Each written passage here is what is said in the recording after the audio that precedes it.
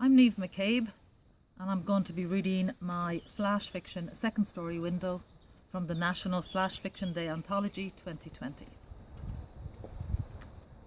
A swallow is trying to find its nest. It comes back to this apartment block every spring, seeking familiarity. It nested here prior, in an abandoned factory, before the apartments were built. It will eventually nest elsewhere. Next year, it will make the same mistake and then find its new nest again. But for now, it arcs through an open window, searching. A woman is pulling away from home. She no longer sees it as her own. She remembers the time before the words husband, child. She starts walking every day, following a strict regime. A man has recently begun to ration playtime with his 5-year-old son for his own good. The swallow flies in through a window, trapping itself inside the second-floor apartment. It panics, not equipped to deal with this unexpected happening.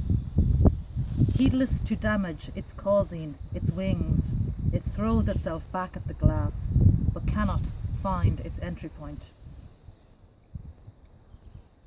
A small child sees a bird flapping inside the window of his home. He catches it, fearless. The swallow lies stunned in his grasp, open-beaked, waiting. Alone, the child is faced with what to do next. He pulls a chair to the open window, clambers up, releases the bird. It circles wild above his head. He hears his father approach behind, but remains staring, silent and smiling at his very own bird. A man is surprised to find his child standing alone on a chair by the open window, his little face transfixed by a swallow's flight. He's come across the scene by chance. Slower broadband in his office downstairs would have delayed him. He would have missed the step where his son appears to no longer need him.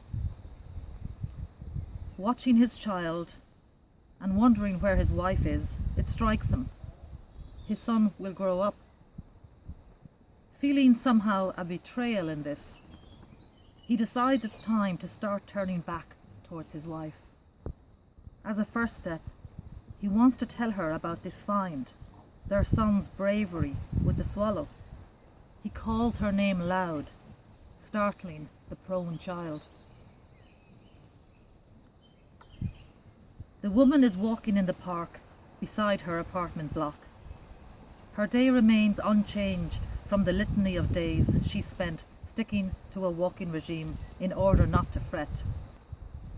She hasn't told her husband that she's left the house to go for another walk. Neither has she told her son, in case he would want to come along. It's April.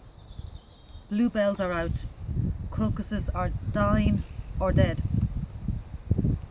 Looking up at the apartments, she observes with vague alarm a swallow flying in through the window she left open. She stops, waiting to see it fly out again.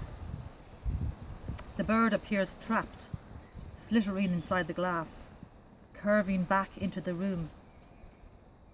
The woman considers it inevitable, the transparency of glass, the acrobatic flight of swallows, the fragile nature of things.